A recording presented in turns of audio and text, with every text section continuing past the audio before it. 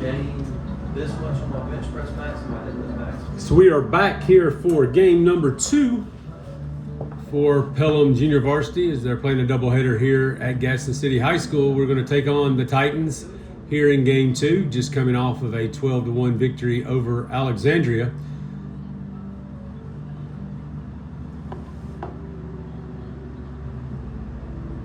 Seems like it was last year, Chris, the last time that we played Gadsden, but actually, I think we played them in week 2. Is that correct? Football? No, baseball. Oh, baseball? Yeah, we played them earlier in the season. They came to our place, so we're returning the favor here today. As we're still going to be trying to get the lineups all situated, but it is Jordan Perez who will lead things off as Pelham is the visitor in this game as well. And as Game Changer gets it updated, we will try to be as accurate as possible. I'm hoping we don't have to make names up this time. Foul off of the shoulder there. Blue's asking him if he needs a moment.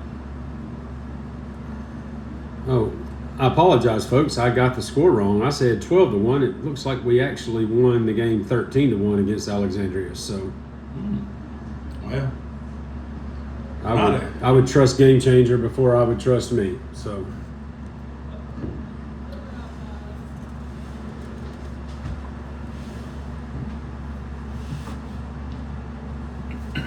counts 1-2 now to Perez. He steps into the box, and you're seeing this at home. So we played Gadsden City all the way back on March the 13th, which is only a few weeks ago. We split with them. We won 3-2. Jackson LeSueur, I think, pitched that game, and then we lost to them by a score of 7-1 at Bobby Hayes Stadium or Field. That one is hit to the shortstop, and it will be fielded and thrown across for the first out of the ball game. If the shortstop had bobbled that just one more time, I think Perez would have legged it out. Boy, he gets down the line pretty fast, and that was a strike thrown from shortstop over. Heck of a play by that young man. Nice arm he showed us. So the 2-hole hitter in this game for Pelham is number 9, Logan Powers. He looks at strike 1.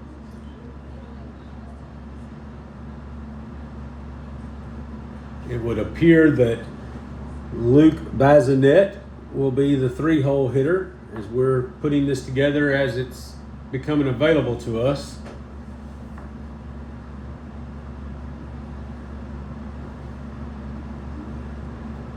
One ball, one strike, 1 out to Logan Power. And he looks at strike 2.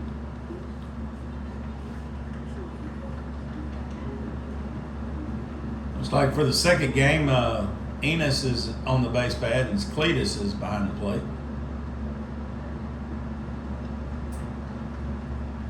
That one low and outside. Evens count, 2 balls, 2 strike.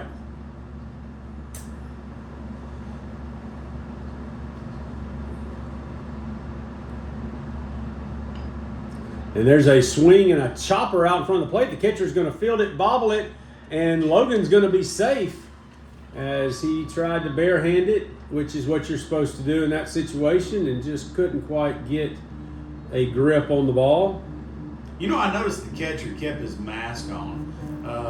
As a coach, did you want your catcher with his mask off when he makes that play, or keep the headgear intact? I think it's probably a little bit of player preference. As Luke Bazinet swings at the first pitch and he hits a fly ball into right field, and Logan will trot back to first base. So with 2 outs, guess who the batter is? Number 18, Will Honeycutt.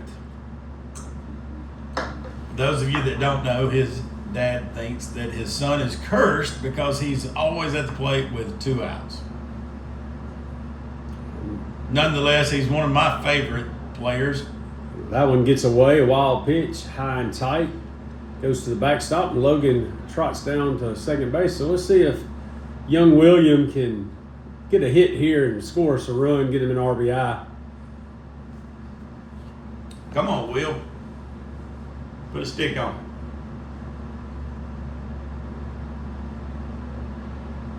There's the pitch. It bounces in, and Cletus jumps out of the way. Not very trusting yet of the catcher.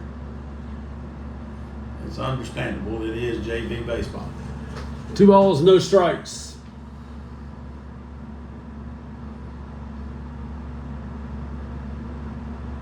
That one wide. So 3 pitches, 3 balls to Will Honeycutt.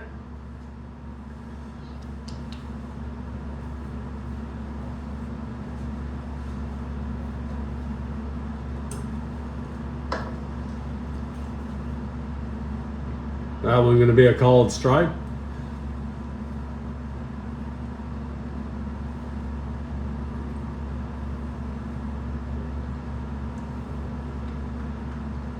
Is pretty much a brand new lineup for Pelham here in the second game, as we've done every time we've played in a doubleheader. Fortunate to have enough kids on the team that we can do that. As Will looks at ball 4, and he'll trot on down to first base.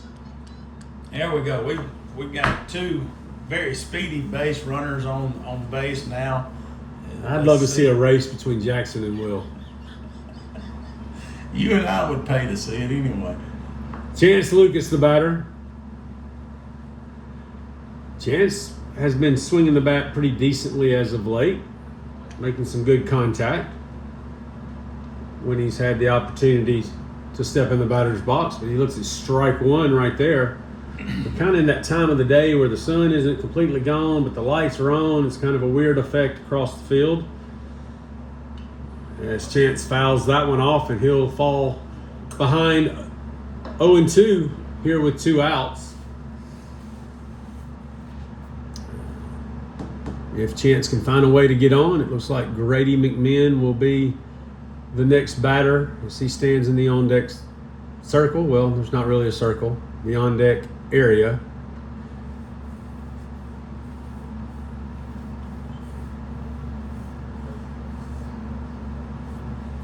Big lead for Logan out at second, and that one's in the dirt. Nice job by the catcher to keep that corralled.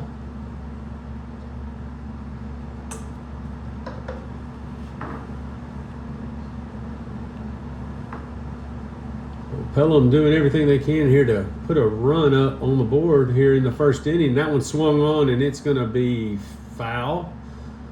Oh, I'd like to see him run that out anyway, just because you never know how the ball's going to bounce sometimes on that kind of stuff, especially this artificial turf, brand new, beautiful artificial turf that we're playing on today. I say it's brand new. It can't be older than a couple of years. Yeah, I think they said that this facility was renovated and updated 2 or 3 years ago. But wow, it looks good. Looks good. You know, speaking of new facilities and things like that, I can't wait for another 5 or 6 years when we build our new school. Swing and a miss for Chance, and that'll end the top half of the first inning. Gadsden City will be coming to bat. Yeah, I haven't heard any more updates on that, Kevin. I know the timeline was originally 5 or 6 years, but I think they're still in the planning stages and making some visits to some other schools and facilities around the state to kind of get some ideas of what they want to do. Well, not only in state, but there was a group of city organizers took a trip to South Carolina to look at a school up there. I say it's South Carolina. It's one of the Carolinas. I know for certain. But just to look at at some of the architectural designs and renderings, and not only doing that, but actually walking it, the school, and viewing what we might have one day. I'm looking forward to it. I'm excited about it, and I know that this people of Pelham are extremely enthusiastic about this happening, and with our leadership that we have, we've 3 different superintendents. One came up with the idea, the other one purchased the land and got the ball rolling, and now it's been passed off to Dr.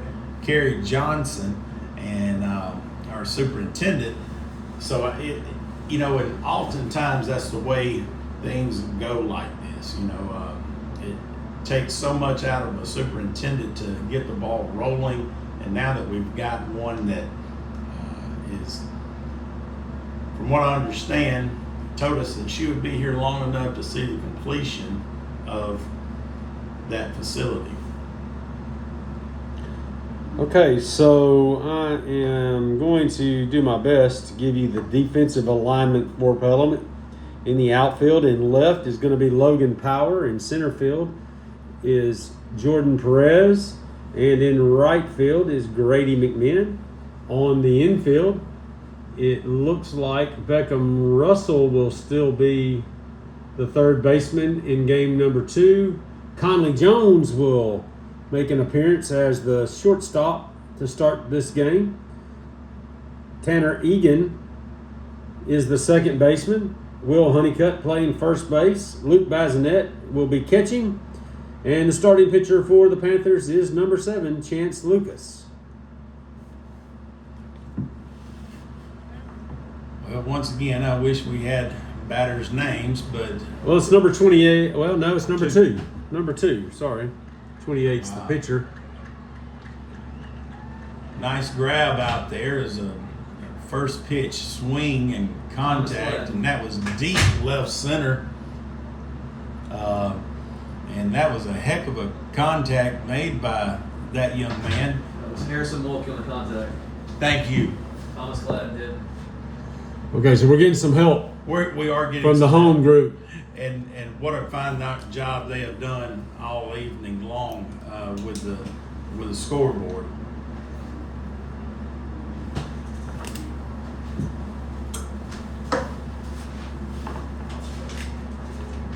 You've just seen strike 1 to the second hole batter there. Second pitch is just a little outside. Cletus is letting us know.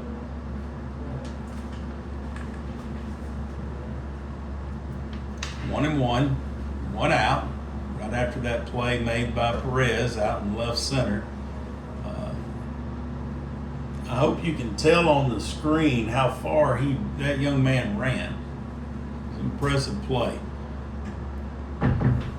Right there, one gets away from Bazinet. Looks like he took it off his foot right there, and I know He took a beating yesterday as well. Yes, he did. All right, so here we go. Hey, we've got numbers and last names. So this is Gladden, number 16, and he's going to hit one just over the head of Conley Jones into center field. Jordan Perez will get it and throw it into Tanner Egan at second base. So a 1-out single for Gladden. The next batter for them will be number 30. 25. I got it wrong. We'll see. 25, Baltazar.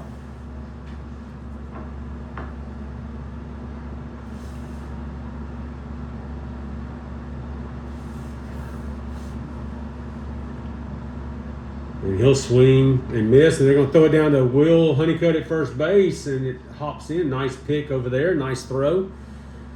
Just a little bit late as the runner gets back. Gladden dives in to first base, trying to steal one there. That was a close play over there. It was a lot closer than what I originally thought it would have been. Lucas comes set. He's going to deliver the pitch. It's going to be called a strike. We're going to try it again. And again, the runner back safely. It was a good hustle. I don't know if you can see it on the screen or not, but that was a really good hustle by our right fielder, Grady McMahon, to try to get over there and back that throw up.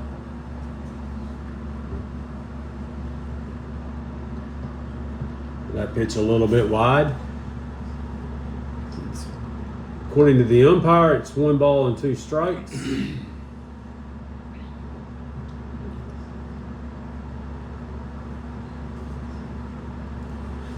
And it is now correct on the scoreboard.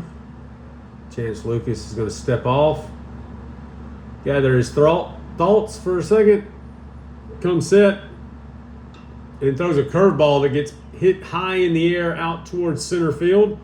And Jordan Perez will make the catch for the second out of the inning. So a nice start here for Chance. Gave up the one hit to Gladden. That's going to bring number 22. Let's see if I have him. I don't remember this kid's name, but I do know this from the previous match that we played. Tristan Scott. Yeah, that kid got a hold of a couple of pitches last time we played. Yeah, he ripped a few nice line drives against us. One got to the fence in left center. It's a hit that my son won't soon forget.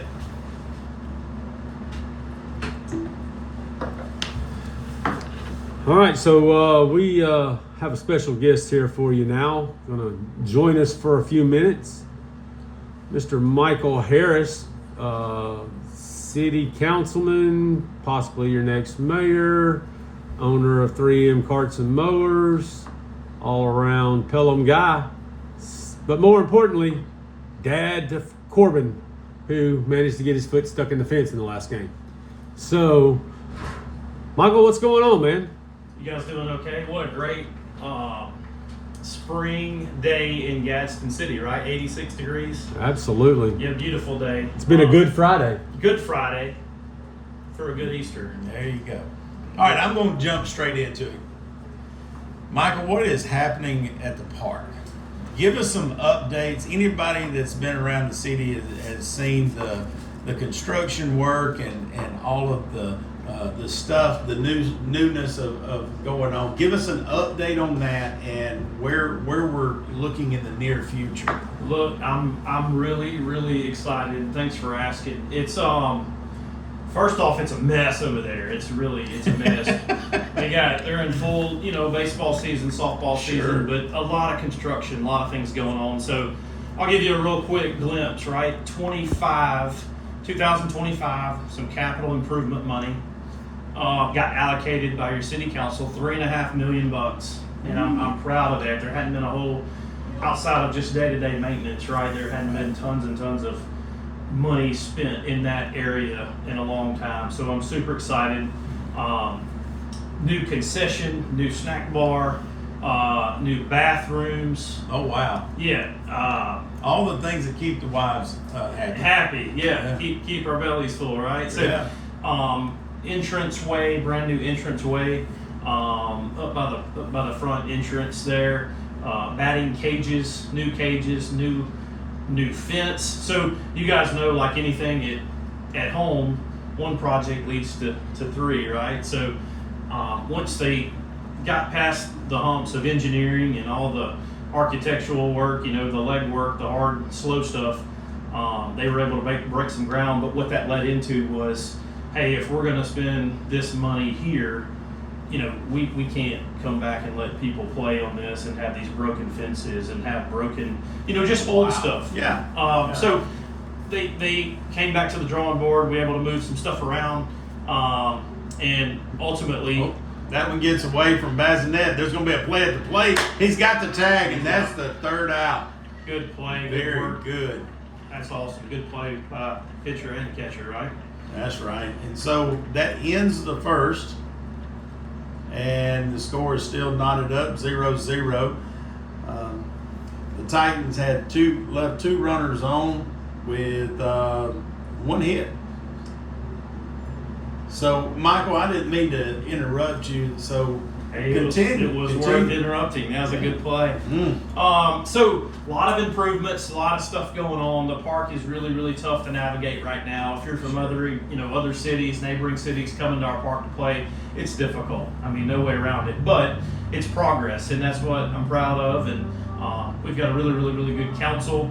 We've got good leadership, and hey, we got good things going on in our park. So I've said it for years, and it's a huge reason I'm even involved in politics. But when you make an investment into your youth, you make an investment in your community. So, obviously you look around other cities, other communities, we've got some catching up to do, but it's a start. But for a long time, the Pelham Park used to be the standard for everyone else. 100%. And so now other people have jumped up and upped their game. So it's just natural for us to come back and re-beautify ours and things like that. And I'm sure our taxpayers love to see improvements like that, things that money is going to that you can actually see improvements being made. And I'm one of the many people that are just so excited to see what this is going to turn into.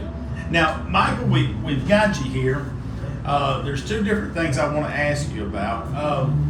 We had a segment earlier today comparing the prices of concession stands from one part to the other. Do we know yet what the concession stand prices might be? Good question. I don't, sir. I want to stay competitive. I mean, that's been brought up and talked about. We have a company, I'm sure like every park you go to, any park, help is hard to find. So, Sure. In the days of having moms and dads run the concession and those I think those days are long gone. But Sure. So in Pelham, we contract through a company, through Park and Rec, through our city, with Venue Works. Same company that caters and runs the Bulls over at the ice arena, and Mm-hmm. I'm sure Venue Works does lots of things that I probably don't even know about, but that they do bring a good product. They do. They friendly faces. I'm sure the prices are competitive. But we have no concession right now. So here in the last few weeks, there's no building down there. So we've had some food trucks. And isn't it amazing though, with no concession stand, kids are still able to run around and have fun and play rather than ask mom and dad for $5 to get something from the concession stand. The park is still full of people. That's exactly right. That's great. That's great. Well, I'm going to touch on something. I know everything that they're doing for youth and for Park and Rec, but as an old fart that plays golf, I was excited to see where a whole new fleet of golf carts for Ballantrae is coming. And that happened. But I also saw this, and I don't quote me on this, but I read something that wasn't a few months back. I don't know if people really understand and really realize how successful Ballantrae is as far as the number of rounds and the number of people that go there and pay to play golf at our city golf course. At one point, I want to say I read that Ballantrae, as far as a semi-private golf club, ranks in the top 10 in the number of rounds that we have every year. I don't know if that's right or not. No, the data that comes from that place, every meeting, every conversation, it's unbelievable. We were just at a council meeting last week, 2 weeks ago. I want to say 45,000 rounds of golf. So it's unbelievable. On top of that, and this is what, since we're talking about it, the average folks really don't understand and don't know. For a golf course to have that kind of traffic, but to be in the shape that it's in is what's unbelievable. Yes. Because, you can wear out your facilities and you can have... Oh, we had a batter hit by a pitch right there. That was Caden Blakey. Yeah. But while we're talking about golf, I want to go ahead for a minute, and then Michael, your company 3M, obviously one of our corporate partners for the high school, and we appreciate that Greatly. But Our annual fundraising golf tournament is coming up on April the 13th, and it is being hosted for the second year in a row, and hopefully for many years to come at Ballantrae. So they are a big part in supporting our athletic department and the high school, and we thank them for all of their support and help with organizing the tournament, and look forward to another great day out there. Look, I've said for years, listen, I've grown up here my whole life. I graduated from Pelham High School in 2000. We're raising our family here. We've run our business here. I mean, I'm rooted in. I'm rooted into this community, into this town.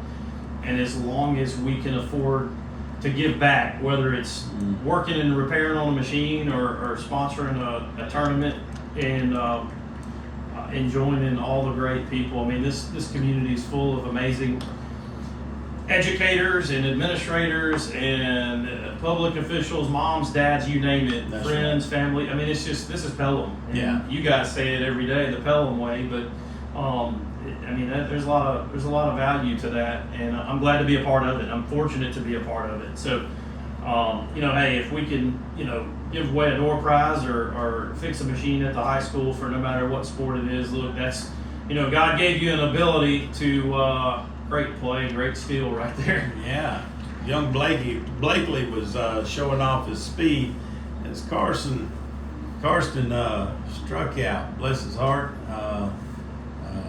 Trying to make contact. Now Tanner Egan stepping in on the plate, and I didn't mean to. Yeah, sorry, that was y'all's commentary. Well, that's fine. I think the people out there in Radio Land get tired of hearing me and Chris sometimes, and want to hear from.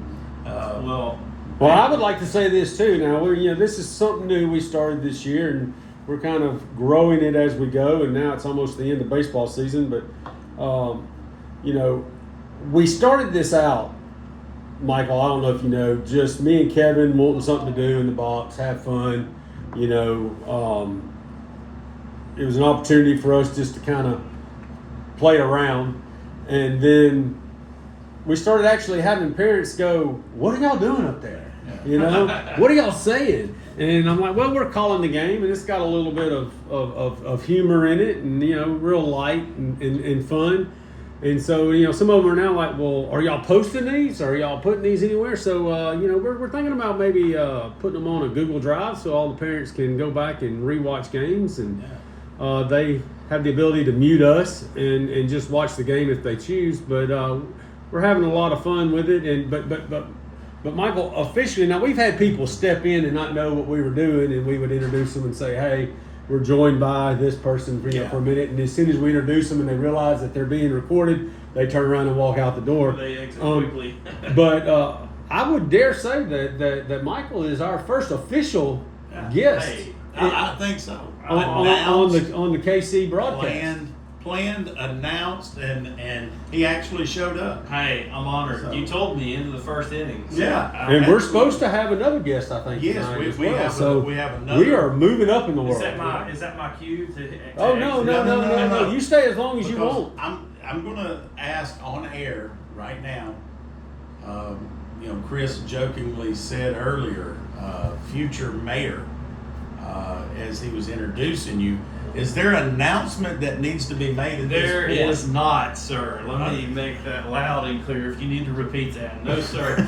I listen, like any dad, I need a lot of things in this world, but I don't need that one. I will say this. I don't know if he will have the time for mayor. I don't know how he has the time to do what he does now. I don't know if he'll have the time for mayor because his daughter just made Pelham cheers. So, Well, if it's a bump in pay raise, he might need to. No, sir. My plate is overflowing. Okay. If anybody has ever been to 3M Carts, the best time to go is actually Saturday morning around 9 o'clock, and go in there and ask some of the dumbest questions you can possibly think of for he and his staff to fumble around, because typically on Saturday mornings, that's when everybody wants to go to 3M Carts. Is that a correct statement? Obviously our business is outdoor power equipment for folks that don't know, and it's a very, very seasonal business. So yes, Saturday mornings, certain times of the year, sir, You can come ask all the questions you want. But the good thing is you serve free coffee to people We'll fire the coffee maker Oh, up. oh, okay. Absolutely. All right. Yeah. Just making certain I can still come down there and grab a Well, free cup of coffee. Well, saying that, I mean, these first couple innings, sponsored by 3M Carts and Mowers, if we can't fix it, we'll tape it up. There you go. There you go. That's right. Hey, you never know what you get out of our place there. Well, we do, and Chris kind of walked over some of the things that you have done for us. You mentioned fixing things and stuff like that, but me and the tennis coaching staff have been recipients of your generosity in the past with our Frostbite trophy. He actually sponsored and paid for a really, really nice trophy to be given away. We don't just give away any trophy. We want something that the school can take back and put in their front office. And due to his generosity of Michael and 3M Carts, we've been doing that now for about the last 3 years. We just finished our 7th Frostbite tournament this year. Even though it got moved around and changed up, we still found 9 teams that wanted to compete and finish that tournament. And Hartsel was the winner, so they took off with trophies with 3M Carts, sponsored by Egg Smart, back to their home school. Michael, it has been a wonderful time visiting with you tonight, and I'm honored. I appreciate you guys letting me in this booth and hanging out. hey, listen, Being a part of a good conversation. thank you so much for everything that you do from the city to service in our community with 3M. Well, the Parts thanks, and the parts. thank you goes to you guys. I mean, it takes special folks like you guys to make the wheel go round, and our boys are all around good people, and again, this community is full of good people. But when you get off work and go to your next job and you call the game and you leave that job and you go to another job and you call the game. It's that ground ball to third base by Vargas. It's thrown across the diamond. And I think that the runner and Mr. Honeycutt collided there a little bit and ball got away, so he is safe. A good hustle by the catcher there to be there to back up that throw. Absolutely. Well, thanks again for the shout out. I can't wait to check out the radio show. I'm glad to know it's a thing. So It is a thing, and we've kicked it off, and everything's going well with it so far. Due to our vast number of sponsorships that we have taken on here lately, and we'll get more into our sponsorship later on.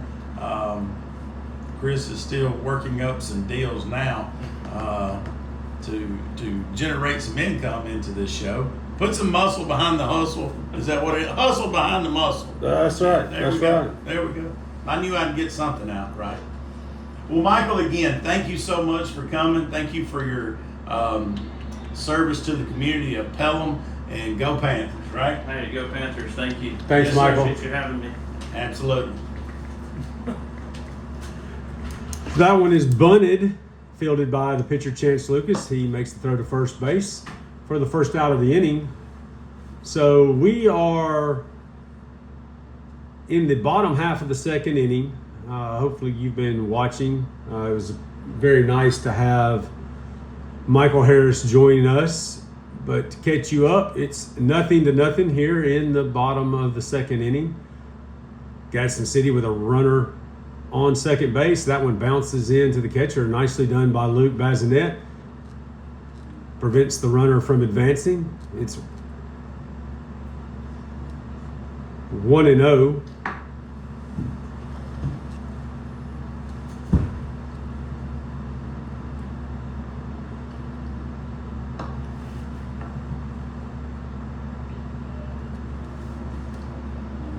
guess that was a little low. Cletus signaled something with his right hand. It appeared as though he was saying it was Well, a little low. I've realized through Michael being up here and visiting with us and talking in the conversation that you guys were having, Cletus likes to trick you a little bit.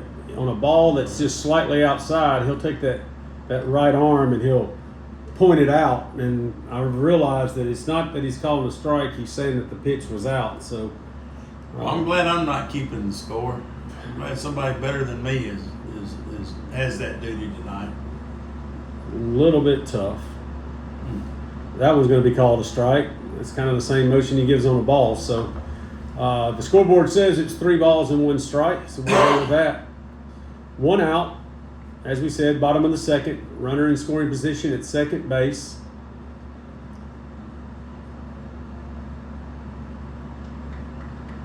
And there's a swing and a miss, so the count will go full. Big swing.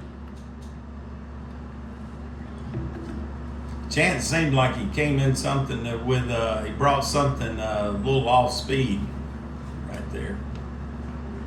This is Cherry, number 32. And that one's going to be wide for ball 4, so that'll put runners on first and second with just 1 out. Be nice if Pelham could get another double play. They had a couple in the first game. Yeah, that was nice to see. That was numbers 2 and 3 for the season for us.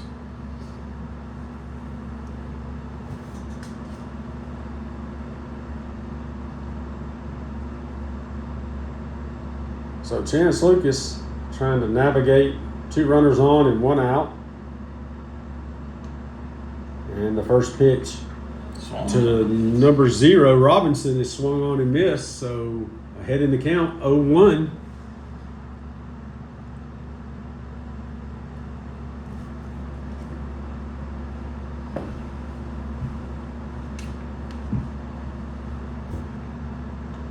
There's another swing and a miss on an off-speed pitch, so 0-2.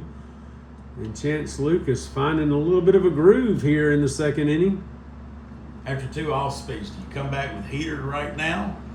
Well, he's appeared to be a little late on the off-speed, so I don't know if you want to speed his bat up, but I would think maybe come inside with something here. Try to get something off the fist. Instead, it's another curveball swung on and missed, so that is out number 2. And that's going to bring number 21, Sykes, to the plate. Boy, that's a big kid. That's a big kid. He looks like he could pound that thing. And again, memory is not my best asset, but I don't recall seeing this kid play against us at the 2 games at home. I was going to say the same thing, Chris. I don't know if I remember seeing this kid or not. Now, number 22, I definitely remember him, and my son Jackson does too, because he bounced one of Jackson's pitches off the left center field fence that day. Yeah, when he hit that one that day, I thought that it was going out. But I think Jackson did too. First pitch to Sykes was a strike, and the second pitch was low and outside for ball 1. It's 1-1, 2 outs. Pelham trying to get out of this second inning without giving up any runs. And that one is high and inside for ball 2.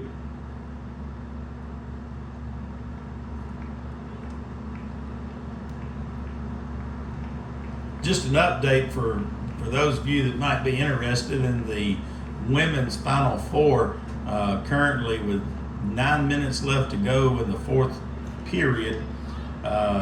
South Carolina is up on UConn 46-39. Well, I've got to say I'm pulling for Coach Staley and the Gamecocks. Being an SEC school, It's hard to get away from that. and the fact they're playing UConn. Yeah. People around the country make fun of us saying, SEC, it just means more. Well, that's a prime example. I think a lot of people in SEC land feel and have those same kind of feelings, that just like you, they're pulling for the SEC school. You know. That pitch from Lucas goes to the backstop and runners advance. So now 2 outs, full count, runners on second and third. So a big moment here for Chance Lucas. The payoff pitch is going to be outside, and that's going to load the bases as Sykes draws the walk.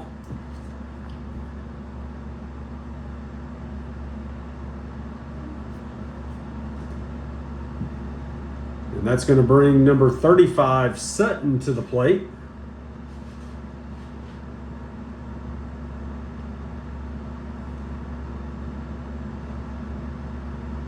So Pelham needing an out here to keep a 0 up on the scoreboard, and that's a nice start. Call it strike 1 to Sutton.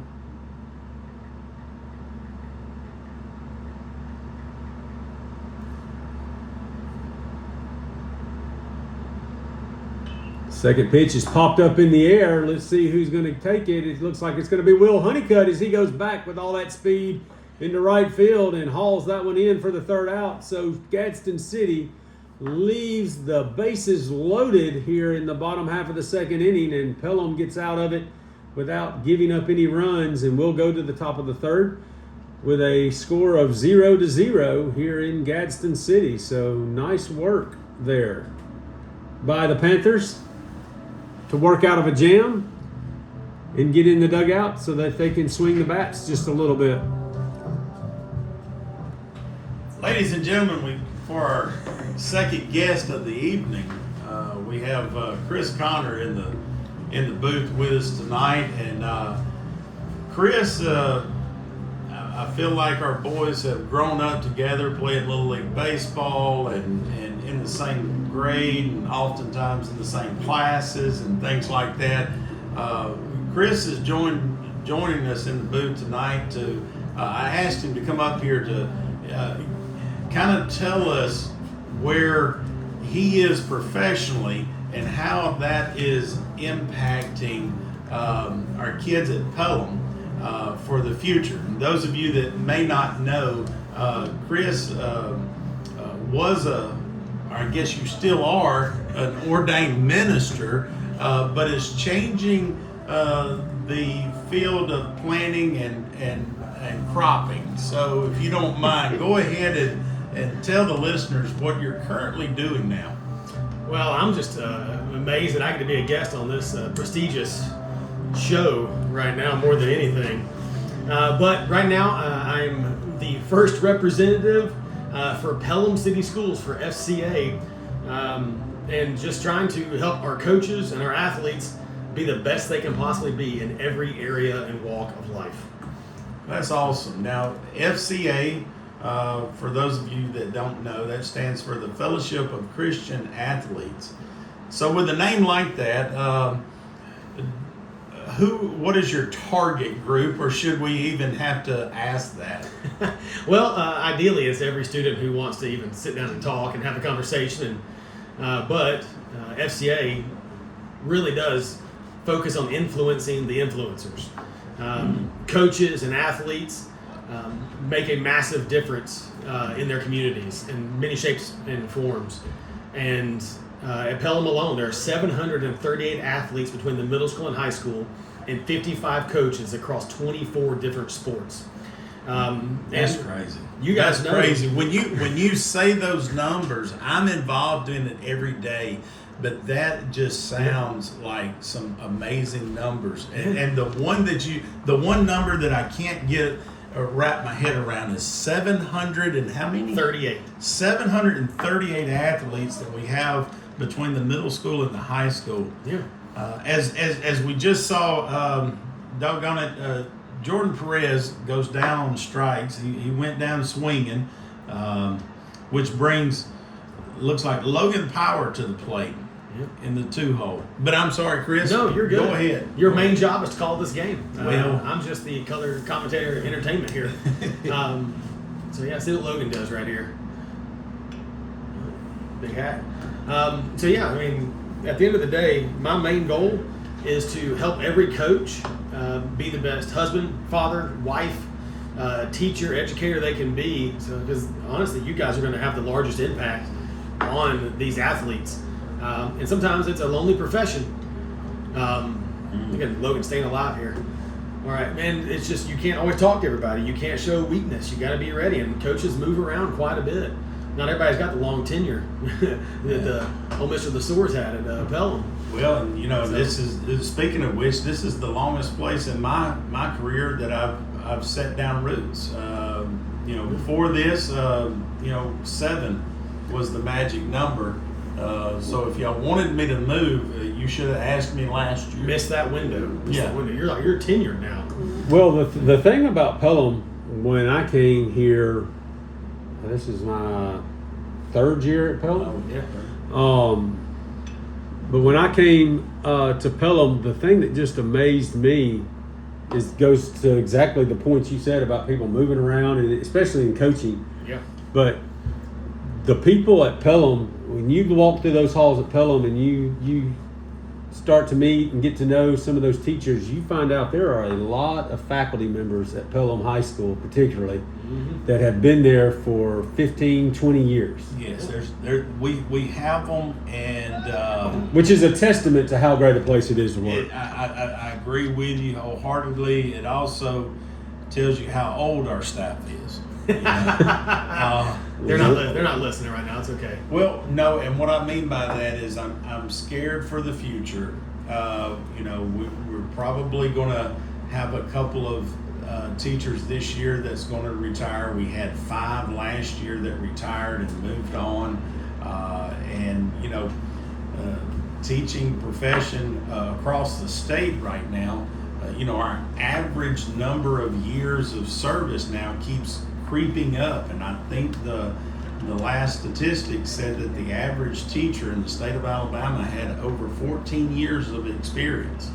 That move, and crippled with the fact that we are already short on teachers as it is, I'm worried about my profession in the future. That's just to throw it out there. That's me. Well, yeah. That's one of those pieces where I think there's a need. And having been in ministry for 22 years as a youth pastor of missions and discipleship and outreach and all kinds of things, wow, struck out the side there. Oh, Cletus called that one a strike. It looked like it might have been a little bit inside, but that came down. As we always say after we criticize, it's JV baseball. Yeah, but ringing up the catcher right there on the inside pitch. We better get that call next inning. Yeah, that's exactly right. So is there any future projects, plans, etc. for FCA growing in Pelham or? Yeah. Well, so currently I already have a what we call a huddle, which is a Bible study kind of thing. I lead on Wednesday mornings with about 9, or I guess we have 10 football players right now and a couple of wrestlers that are in there. We meet at 7:15 on Wednesday mornings in the field house. Shout out to my guys if they're listening to this one day. But growing it, investing in more and more athletes and more coaches is the hope we're going to keep doing. And how we're actually working with Coach Newton for the first 3 Mondays is what we're hoping to do of spring practices, back-to-back weeks. I've been blessed to have some really good friends. A guy named Thomas Cox, who was a quarterback at UAB years ago. Thomas is on our support team. He's going to come kind of share with the athletes. Another good buddy of mine named Reggie Torbor, who played at Auburn for the Giants. Oh, wow. Got to sack Tom Brady in the Super Bowl. Yeah. The year one of the Eli Manning wins. He lives over in Hoover, and he had 2 boys go through Hoover, but he's going to come and give his testimony. And my trainer, Simeon Castile, is also coming on the 3rd night to kind of just invest in players. And Simeon played at Alabama, and then the Bengals, I believe the Vikings, and a few others, Canadian football. And a proud owner of a Pelham business, Castile Academy. Yep. And where a lot of our boys go and train, actually. And it's so their guys coming in and just starting to give back to their community. And a lot of what I do is just network, organize, and get people who are living out their faith and just examples of helping others and living a life that's awesome and doing their best. So I'm getting those guys in front of our boys to help help our boys see that it's possible. Well, that's great to hear from. It's always good to hear from you guys. You know, just real quick, earlier today in my classes, we were talking about Supreme Court decisions and things like that. You know, FCA is one of these groups and organizations that can still bring in the word to young people at schools, and you know, and because it is student and athlete led, that allows them that opportunity to come in, and you having an opportunity to share with the students at Pelham High School, where faculty members sometimes they have those opportunities, others don't, and so we are extremely blessed to have you working with our athletes at PHS. Well, I'm really enjoying it. Really, just kind of falling into my calling and investing in athletes, investing in coaches, and helping make people better as best we can. So Chris, we have enjoyed your stay. We would like to say that FCA was our first guest, but Michael Harris trumped you. You know. Hey, I know how much 3M Carts and Mowers gives to the school. It's okay. I get it. They're a great sponsor and supporter of Pelham Athletics. That's exactly right. But we're going to beat them next week at the golf tournament. Just so you know. They got okay. Hot take. Which, speaking of the golf tournament, we gave a shout out to Michael and 3M, and Close. we want to give a shout out to FCA as well, as they are one of our whole sponsors of the golf tournament on April 13th as well. So Sir, we are. You'll see me and Tony Jones out there. y'all might be In the woods. being the Fellowship of Christian Athletes team. I would think you probably will be the only one that won't cheat on the scorecard. So We might use that to our advantage. I don't know. One of our other sponsors is helping with us, EAW Cars. We'll let him keep the scorecard. There you go. We'll see. There you go. Well, Chris, thanks again, buddy. It's been good having you on the air, and Yes, right through. Real. as we record the second out of the inning, it's good to see you, and as always. And by the way, I just want to say before you leave, you know, we try to brag on as many of the kids as we can, but Sutton has played amazing this year. He has been just a cornerstone in the middle of the infield at second base for us, and his bat has been good all year long. So want to Appreciate that. Want to let you know as dad that it doesn't go unnoticed the contributions he makes to this team and this program. So Yeah, we're glad. We love Pelham baseball. So, side note, y'all didn't know, I've been the chaplain for the baseball program for 7 seasons now. I Really? didn't mention that. Sean pulled me in 2018. Wow. But yeah, I've been. So I've you've enjoyed been seeing working here all this time, and Oh yeah, and, subversively yeah, behind the yeah. scenes. But yeah, we're excited to get spread to other sports, not just baseball. well, but the thing is, they first were hit of the game. you were asked to work behind the scenes, and when we work, they make sure we get behind the scenes. So there's a Very distinct nice. difference there in the. Notice none of us are in front of the camera, only behind the camera as well. Absolutely. So, all right, boys, thank y'all for having me. I'm gonna go finish my chicken fingers. Absolutely. Thank If you. you'd have left them there much longer, my parole officer was going to. I saw him looking at it. So.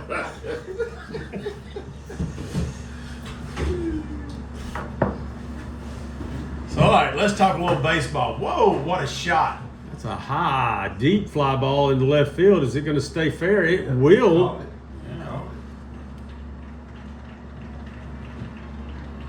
And that is Mr. Grady McMinn, who has now moved over and playing in left field, Blakey is in right. as Caden Blakey has moved to right field, and we still have Jordan Perez in center field. So, even with all of our guests, if you're watching, it's been a good game so far. Nobody's been able to score yet. We are in the bottom of the third, and that one's going to get hit in the gap between first and second base. And it's going to be corralled out there by Mr. Blakey. And he's going to get it in quickly and hold the runners at first and second base. So 2 outs, runners at first and second. And I believe the batter is going to be Number 33, Vargas. And he's not one you want to leave across the middle of the plate.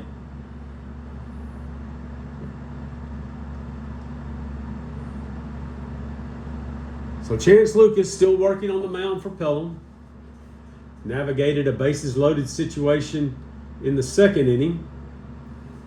And trying to avoid that or worse here in the third with 2 runners on and 2 outs.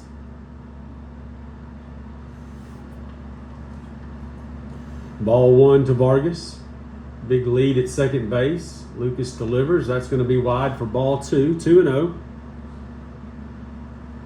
On the infield, we had some changes in the outfield and repositioning, but on the infield, it's still Russell at third, Jones at second, Jones at short, Egan at second, and Honeycutt at first base. Luke Bazinet still your catcher, and the starter Chance Lucas still on the mound as that one curves in there and gets called for a strike. 2 balls and 1 strike. Big spot here for Lucas as well as Vargas.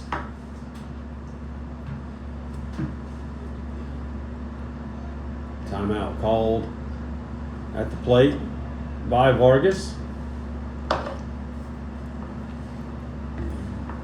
We've been playing baseball for just a few minutes, it seems like, with all of our guests that we've had coming in. As we see a strike right there.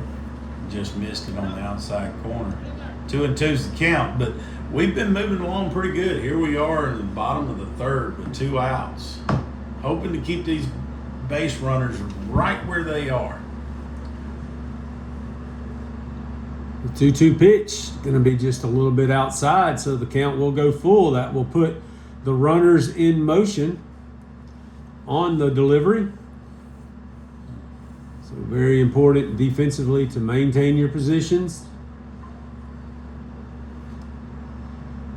And here's the pitch, and it will be ball 4, and the bases will, in fact, be loaded with 2 outs again for Gadsden City for the second inning in a row. Now we have some action in the bullpen down here. I can't make out who that is warming up for us. Well, it looks like it's Brock McMahon down there warming up. Okay, all right. Tall, right-handed slinger. The batter is the starting pitcher for Gadsden City, Smith. And he swings and misses at the first pitch. Now earlier in the game, we saw a 53 or 54 pitch effort out of our starting pitcher, and now Chance is going well into the innings and racking up a couple of innings. As a play is made by our third baseman, Beckham, he just easily snags that one and steps on his own bag to keep it scoreless going into the top of the 4th. Well, just to kind of reiterate what you were talking about there, we're through 3 full innings, and Mr. Lucas has thrown 48 pitches, 28 of them strikes. Man, when you're getting business like that out of starting pitchers these days, it really helps your bullpen. It really helps the camaraderie of the team, because nothing is more deflating to a defense than well, let's give him his credit. I spoke. Well, they changed it in Game Changer again, so I don't know. We're going to go with 48 and 28.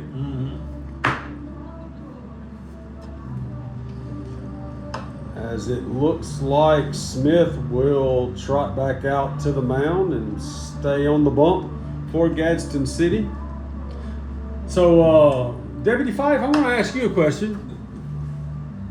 So I'm assuming you're the SRO officer. Are you at the high school or one of the other schools here in Gadsden City? Okay, at the high school. Yeah. How long have you been there? 10 years. 10 years. Amazing. Wow. Yeah, it's funny, but Get it, Scoop. you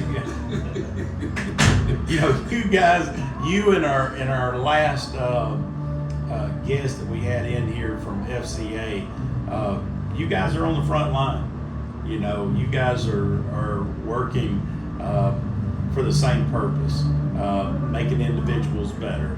And if you haven't been told thank you for your job here lately, then I want to be one to go ahead and shout out to you and all the other SROs around the state that I imagine you have built some relationships with students through some very hard times. I know our SROs, I dearly love them and respect the snot out of them at our high school. The students will open up, some of them will open up to you because of your position, because of the stance that you take, and that's awfully important these days for those kinds of relationships to be built. And I just want to tell you thank you. Thank you. Mm-hmm. Really appreciate it. So the batter leading off the inning here is the one and only number 18, Will Honeycutt, I want to batting with 0 outs. There we go. No A outs. big swing and a miss for Will there. Count goes to 1-2. I know it's hokey, but come on, Will. Shoot, ain't nothing wrong rooting for your own son. That one's going to be called low. Evens the count. 2 balls, 2 strikes. Will had 1 plate appearance in the first game and drew a walk. I now know what you're talking about. And he gets a hold of that one, hits a high fly ball into left field, but right at the left fielder for the out, but good contact nonetheless. We'll take it. It'll find a space one day. But yeah, I finally realized what you were referring to about the little catch that Cletus has. Sometimes he points to his right, and generally that's the area that an umpire points in when it's a strike. And I guess he was just pointing out that the ball was a little low. You got to learn backwards sign language with these guys.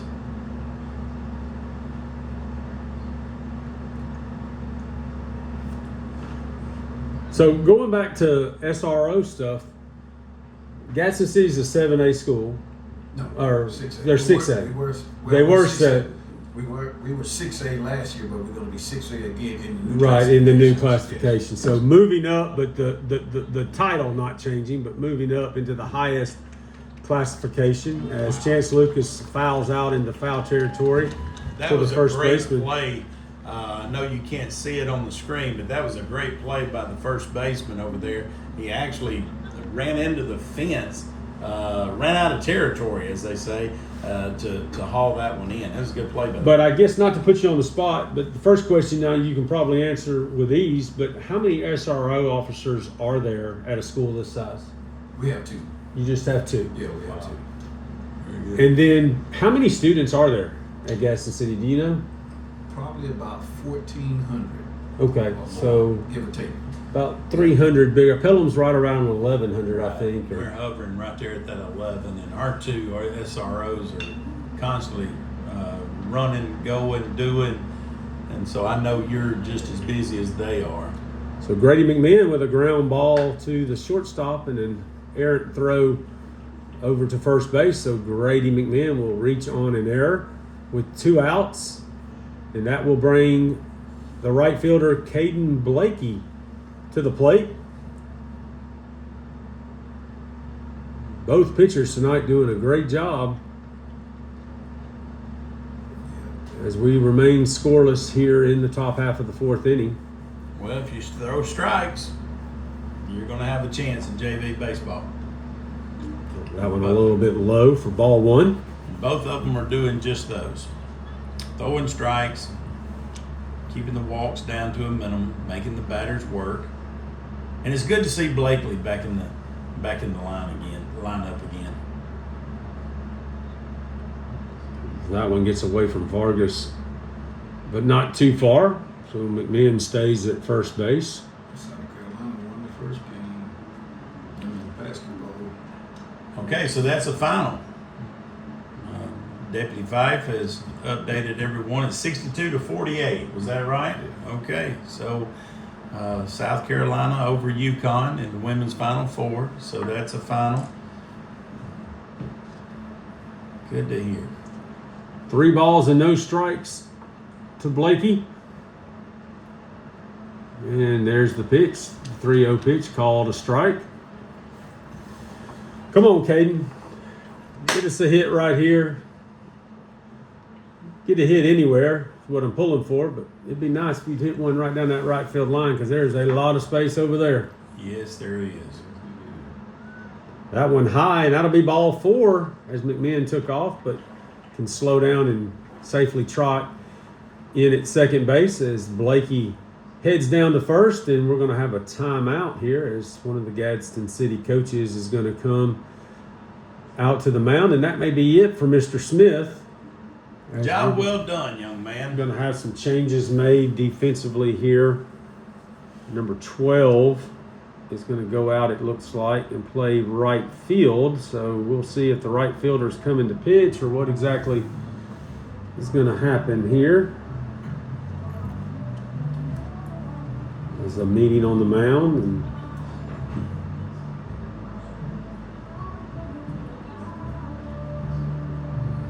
maybe they're going to keep Smith in.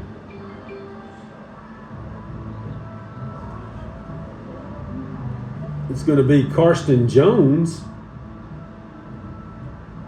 at the plate for Pelham with 2 outs. Okay, it looks like now we've got some action in the bullpen down there. Brought the I think- right fielder. They just made Yeah. a sub in right field so the right fielder could come in and head down the bullpen and start getting warmed up. Yeah. He looks like he will be the next pitcher whenever they decide to make that change. Going to give Smith the opportunity to finish out the inning here as that one poured in for a strike. So strike 1 to Karsten Jones. Kind of gave him a little wake-up call. Gave him the chance to breathe, and he comes back right back with a strike.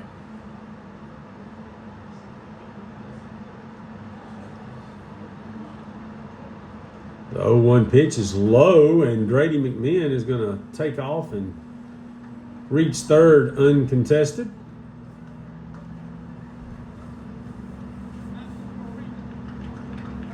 So 1-1 to count to Karsten Jones.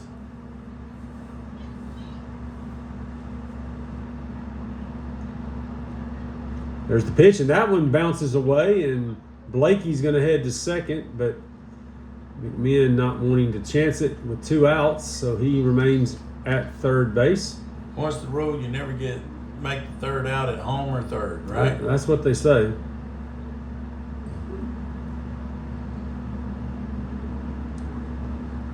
So now a single could possibly score 2 runs, and that one looked like it was going to hit him and curved at the last second a little bit, and Karsten took a swing at it and misses. So it's 2 balls, 2 strikes, 2 outs, 2 runners on. Come on, Karsten. Let's go, Karsten. Put it in play. See what'll happen. There it is. He hits the ball, but right to the second baseman. A nice play there, and he'll throw it to first and get the out. It will remain scoreless after 3.5. We'll go to the bottom of the 4th inning. Still all tied up at 0. Be interesting to see if Chance comes back out to pitch. He's done a nice job so far, but he is close to 50 pitches, so I'm not sure. Looks like He is coming though. So good. This is good. You know, going back to bragging about our coaches and things. You know, earlier in the year we had guys stepping on the mound and was kind of finishing the night with 35 or 40 pitches, and I noticed that the last several outings of my son, they keep allowing him to throw a few more. You know, and he worked up to 85 his last outing. And then last night we saw an 81 pitch effort out of Fisher. So yeah, I think the coaches are allowing these kids to take some, you hate to say baby steps, but small improvements along the way. well, it's a progression, as we talked about, and typically at the varsity level, these guys are going to need, in order for teams to be successful, they're going to need to be able to go out there and sometimes throw 80 pitches in a night to save some pitching and not wear your pitching staff out. And so our guys have done a great job of, as you say, progressing our pitchers along and allowing them to go a little longer with each outing, and it's paying off. And the great thing about it is, as they are extending their time on the mound, especially as starting pitchers, they're also able to kind of maintain that consistency, for a lot longer time too, of throwing balls and strikes. So absolutely, and we're not seeing a great deal of balls later in their outings, and that's across the board. I think Fisher finished up the other night, throwing a little over 60% of his balls or his pitches were strikes. And I think we, tonight earlier we just saw someone that threw Caden threw, what was it, close to 70% of his pitches were for strikes. Those are the things that I think you can, that's really going to pay off in the long run, even as soon as later on this year. Well, I mean,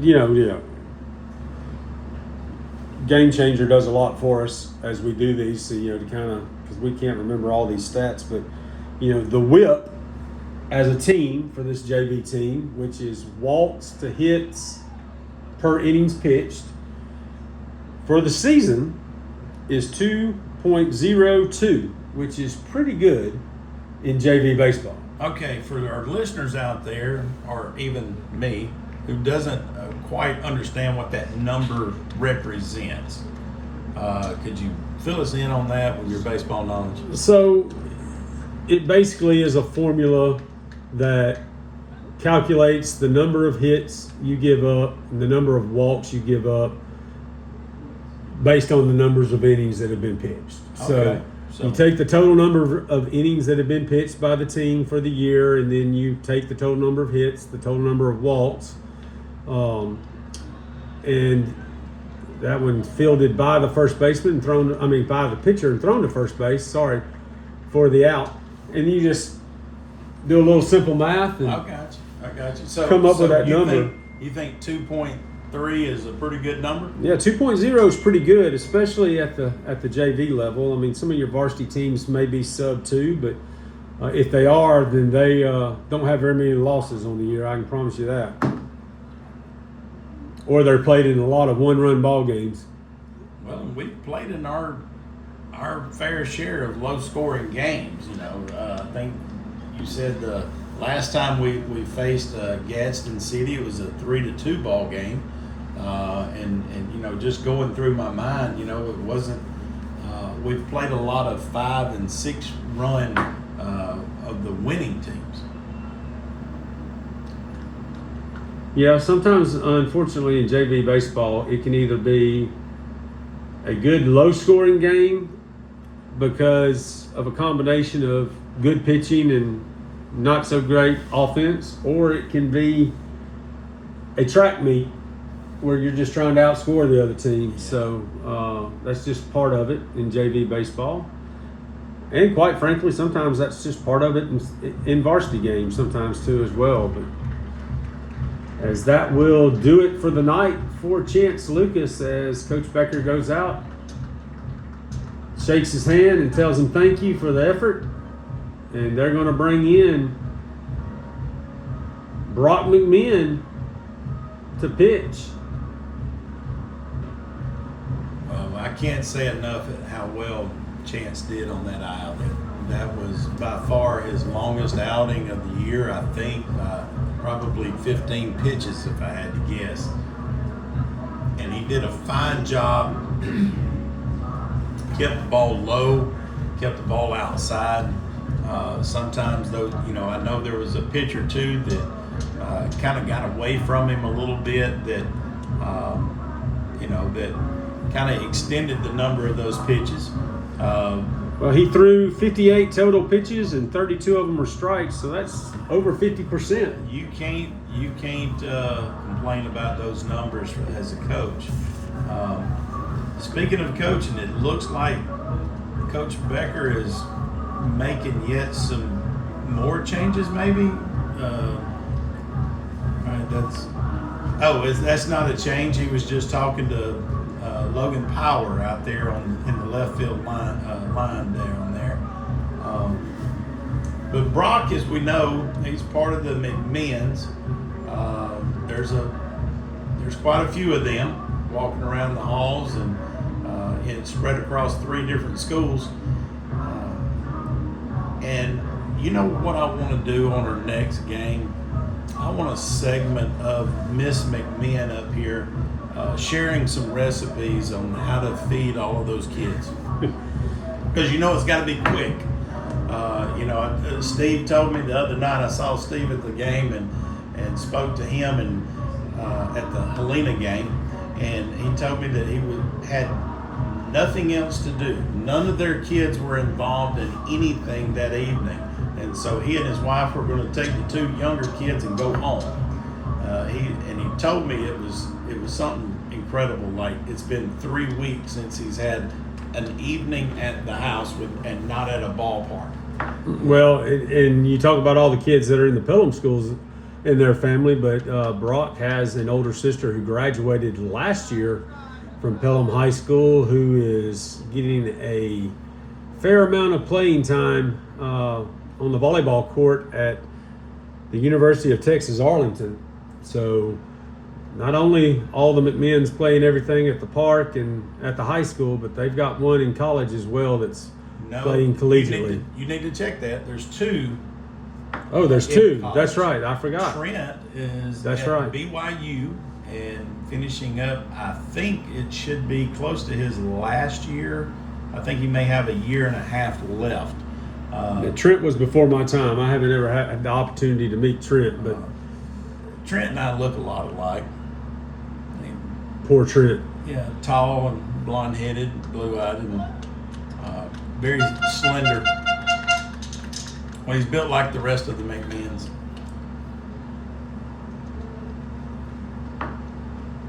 And we talked about Coach Talbert earlier and his knee replacement surgery. Brock's dad, Steve, also had some ACL or MCL issues. He was in a brace for a while as well. So Then he tore it again. then tore it again. Yeah. So So we're hoping that he gets straightened out. the first batter that Brock faced draws a walk. So we have runners on first and second, 1 out. As Gadsden City has been applying some pressure every inning offensively with runners on base, but so far Pelham has been able to work it out and find their way. And very quickly, Coach Becker is going to come out and talk to Brock after about 6 pitches. So I don't see anyone down there warming up in the bullpen for us, but that doesn't mean somebody wasn't down there earlier and I missed it. And Brock's going to come out of the ball game, it looks like. So I don't know if Brock if he hurt himself or what exactly is going on there. We hope he didn't injure himself, but that was a very short stint. And remember, Brock just came off of an illness. Yeah, he had the flu during spring break. Yeah, and he hasn't thrown even a bullpen lately, from what I understand. So, that's kind of strange. I hope the young man's okay. We'll try to see if we can't get some information on that and find out. But nonetheless, Conley Jones is going to move from shortstop and move into the mound, and he's going to pitch now. And it looks like Ethan Drawhorn has come back into the game, or for his first appearance here in the second game. He played shortstop and led off for the Panthers in the first game. But he is going to come in and take over the duties at shortstop as Conley moves to the mound. Conley's another one that hasn't seen a lot of mound appearances this year. But when he does come in, he's got a pretty good breaking ball, and his change up is from time to time has been pretty nasty. So I'm kind of interested to see how this is going to turn out for us. Well, you say that, but Conley is actually number 3. It looks like. No, that's Karsten. Oh no, I'm sorry. You're right. That is Karsten. Let me look and see if I find Mr. Conley. There he is. He's thrown. You're right. 3.1, 3 1/3 innings this year. He's pitched in 3 games. He's only faced 22 batters.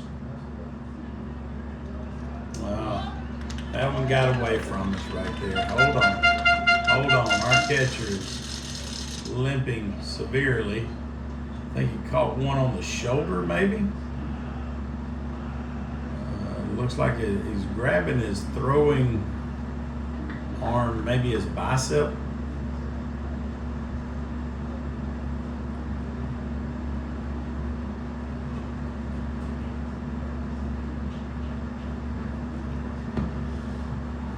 You'll make a few throws out there to make sure he's okay. Number 35, Sutton, is the batter. So Gadsden City threatening here again. Their best opportunity is they have runners on second and third with only 1 out and a 3-0 count to the batter. And that one's going to get away as well. It's a walk, but a run will come in and score. That's number 32, Cherry, as he comes in to score. And in the midst of all that chaos, the runner that walked hustles very alertly down to second base. So still runners on second and third, still 1 out, but 1 run in here for Gadsden City as the infield's going to come in and try to cut off the run at the plate. And that pitch wide as well. So ball 1 here to the batter. That's number 2, Mulkey.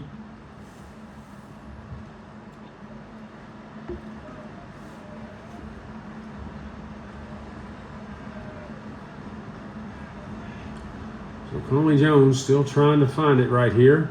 And there it is, the first strike. Sometimes it just takes 1, so we'll see. 1 ball, 1 strike, 1 out, 2 runners on base. We're in the bottom of the 4th inning, and Gadsden City just scored the first run of the game here in this bottom half.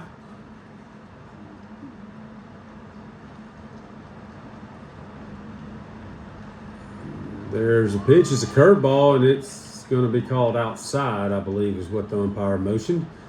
So 2 balls and 1 strike.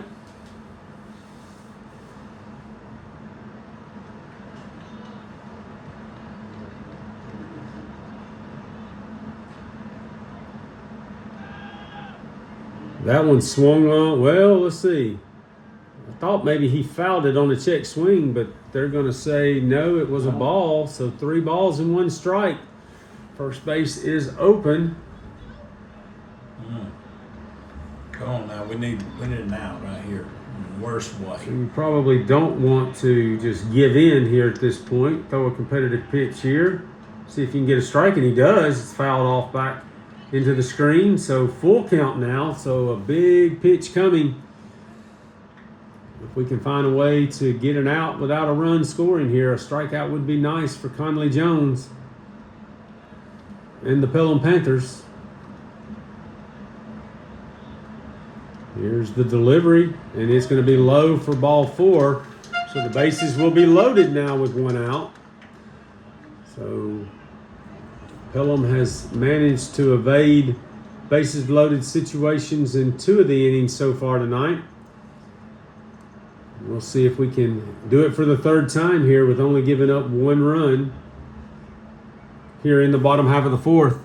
As Conley Jones delivers the pitch, and that one again outside.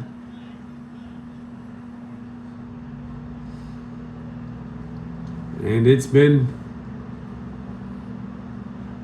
a rather long week for Pelham as far as the number of games played and the number of pitchers we've had to use. We played on Tuesday, played on Thursday, and then 2 games today. Fortunately, they will be off I the rest one of the person- weekend. I know one person out there that wants to have this inning over with, and the ball is hit down the right field just foul. But I guarantee you, Luke Bazinet wants this inning to be over with. He Yeah. has. Tough young man back there behind the plate. We talked about that yesterday.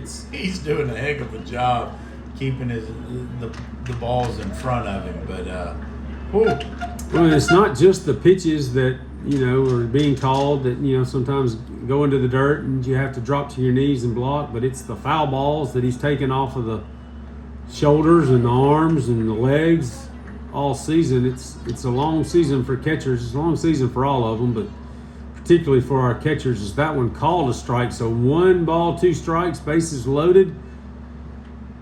Needing an out right here. Here's the pitch. Another curveball fouled off on a check swing.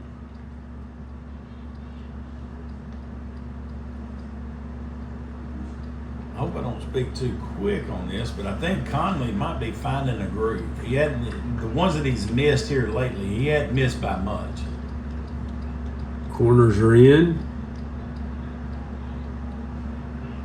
And Conley doing something you don't see a lot of pitchers do these days. Most pitchers now throw from the stretch all the time, but Conley's going to the windup here with bases loaded. And that ground ball is going to be hit to first base. And Will Honeycutt, kind of in no man's land. Nobody was at first. He tried to get the runner at second base, and it gets away. So the run's going to score. Actually, 2 runs are going to score on the play.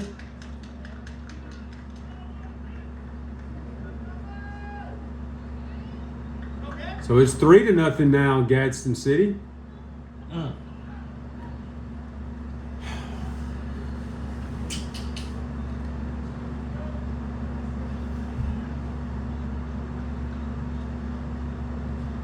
Now the infield will move back in with first base open. That pitch wide for a ball.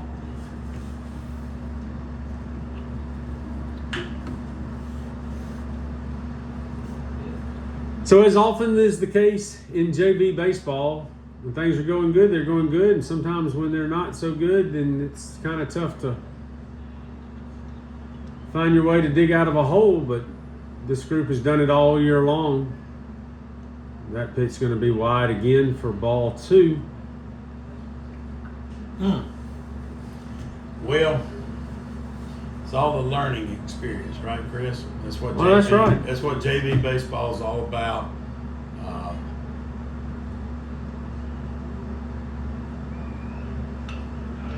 And that ball is going to be hit back up the middle, a line drive to center field. And the throw is going to come to the plate. And the runner is going to scoot down to second on the third. So another run in. The runners will be on second and third again, following the RBI single. That's going to bring number 22 to the plate.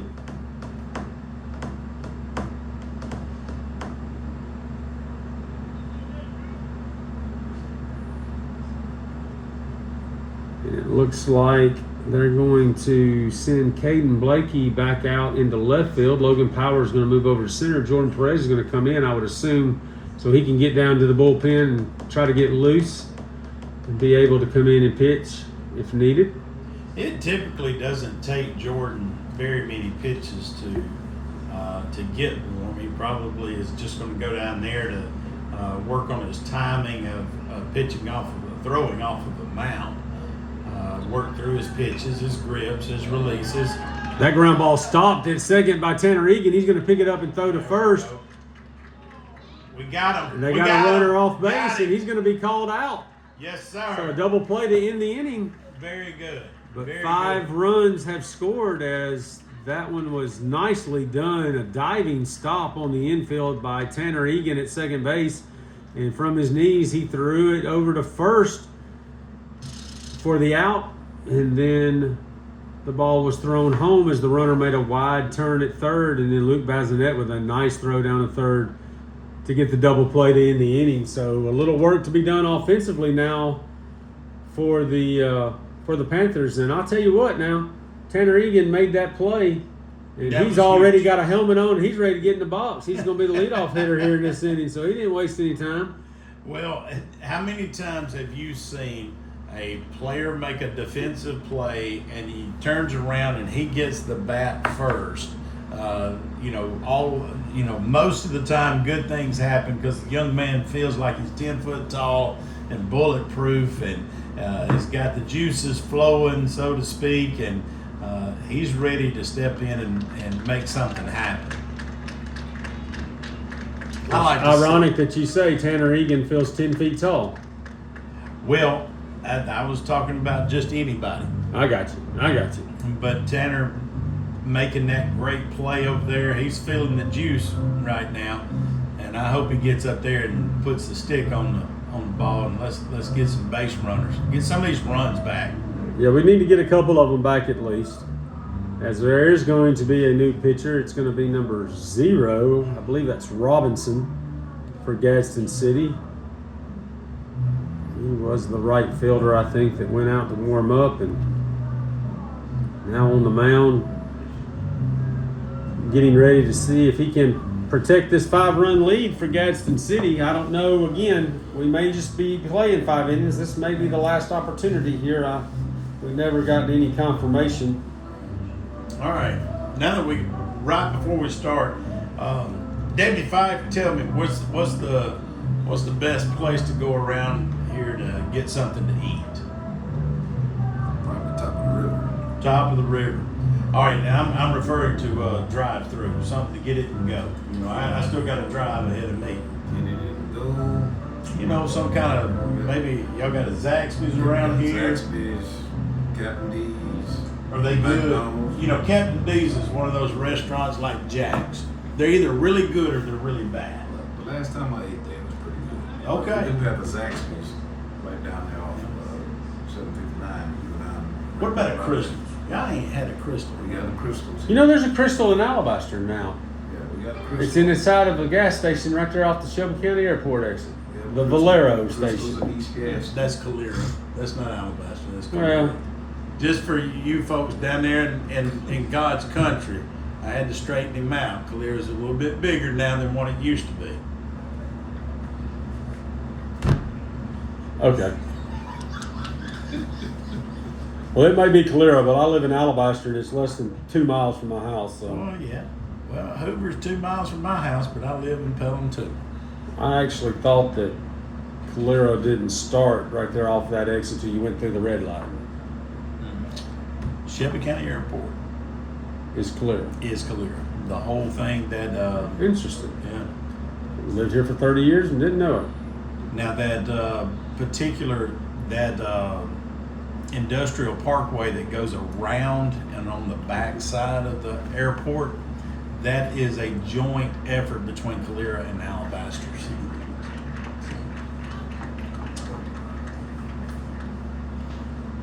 Why are we talking about Calera? I don't know. It's a good thing. It's a good thing. That's why he's a history teacher and geography teacher, folks. He knows where all the city limits are, but he doesn't know where to eat in Gadsden. Well, hey, I'm not from here. I want to get the locals' view on fast food around here because you know as well as I do. Coach Howard tomorrow said he's going top of the river. That's all he's talked about for the last 2 weeks with me and him. And listen, with the Well, that's a money, good place to go eat now, I With ain't the gonna money lie. that Coach Howard makes, he probably can afford it. So I know that's where he's going to eat at some point tomorrow. Yeah. Before the games, after the games, that's where he's going tomorrow. I can't get the top of the river to just give me a slaw plate and be done with it, you know? Top of the river don't specialize in small plates. No. What is the plate that you get as an appetizer? It has the slaw, the beans, and the corn muffins, or is it turnip greens? What is it that they put on with the onions? Do you know? I don't. Yeah, the cornbread, the coleslaw, Yeah. and the onions. Yeah, that's all I want. Yeah. When I go in there, I could make a meal off of it, but I can't get them to put that on the menu to have me so I can order it. You know?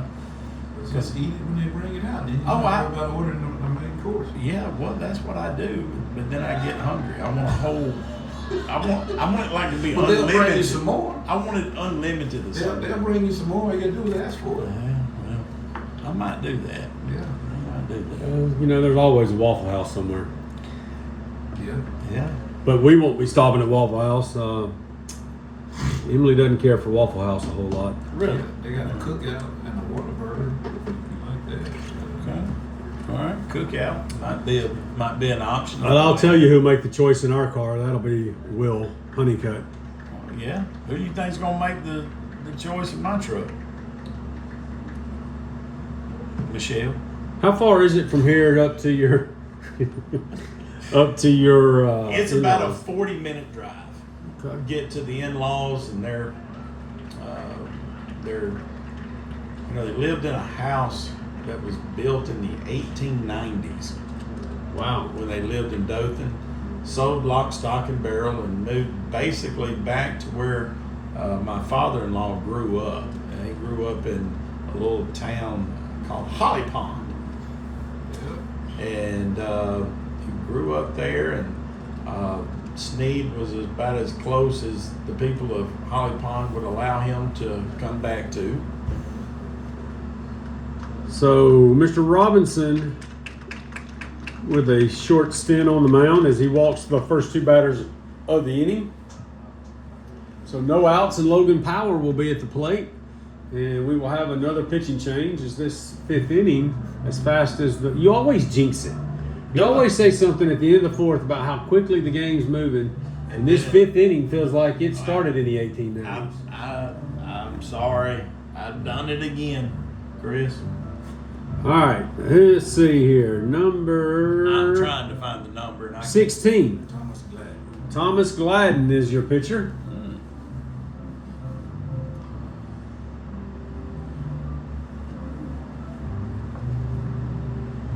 Get a look at his curveball.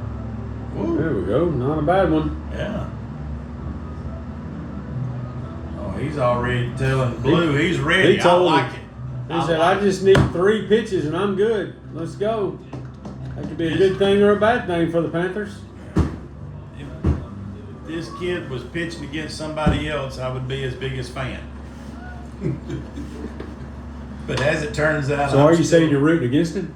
Absolutely, because Okay. I'm rooting for the green team. Just Sorry. making sure. Yeah. All right, Logan. Work some magic here for us. See if we can't scrap across some runs. Like I said, we don't know for sure if this is the last inning or not.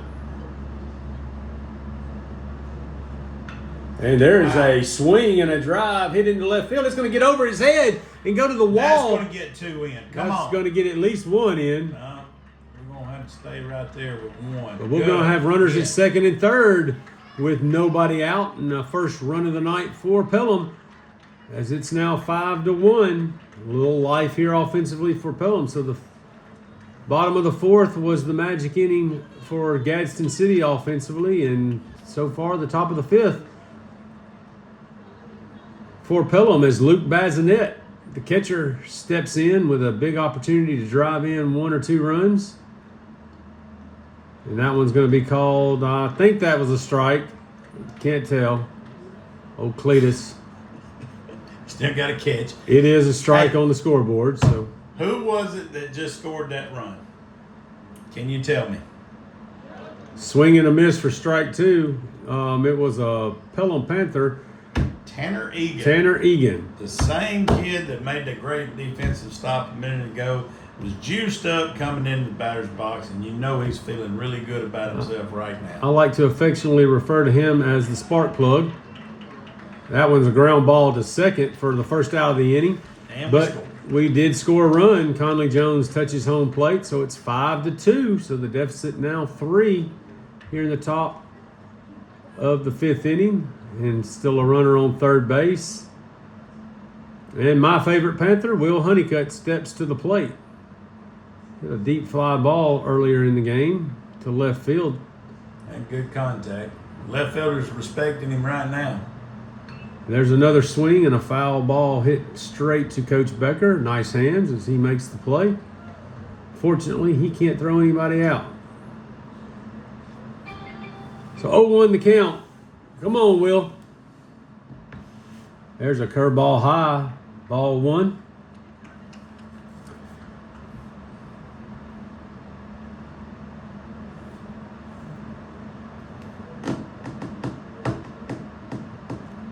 The 1-1 pitch. High for ball two.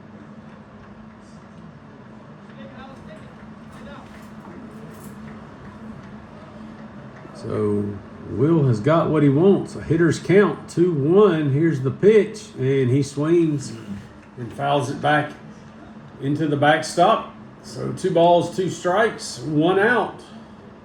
Top of the 5th inning. 2 runs for Pelham.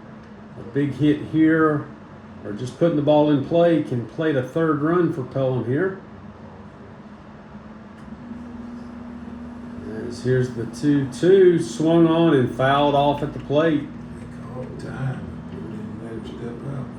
Yeah, well, Either way, he's staying alive. he reached all the way across the plate to go get that one. And there's a swing and a miss on another big curveball, so a strikeout for Will. That gives us 2 outs here in the inning, and Ethan Drawhorn will come to the plate.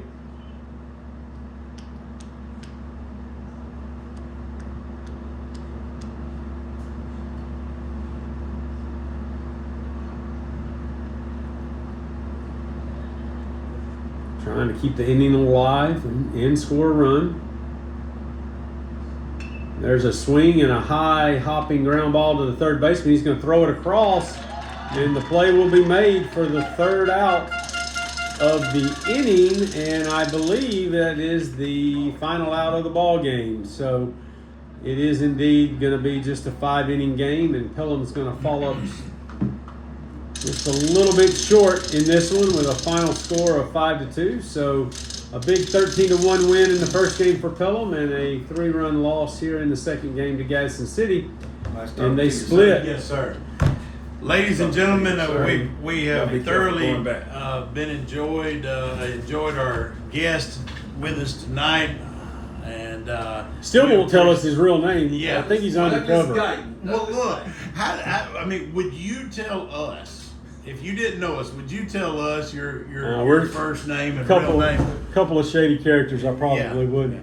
Well, listen, everybody, be careful on the way home. We want to say thank you to the folks here at Gadsden City for hosting us here tonight and allowing us to come up in the box and have a little fun and do our thing. And sure, it'll be just as pleasant a visit tomorrow, hopefully, for our varsity as they travel up here to play Austin of Decatur, I think, at 1:30, and then they'll play Gadsden City at 4 o'clock. So some varsity action if you are going to stay around town, or if you want to just make the trip again tomorrow and watch our varsity play a couple of games, we would encourage you to do so. If not, we're wishing everyone a very happy Easter, and the Panthers will play again. The JV and varsity will play again on Tuesday night as they'll host Spain Park at Pelham for the second area series of the season. So until then, safe travels as we head back to Pelham, Alabama. We hope you all have a great night. Until next time, for Kevin, I'm Chris. Go Panthers!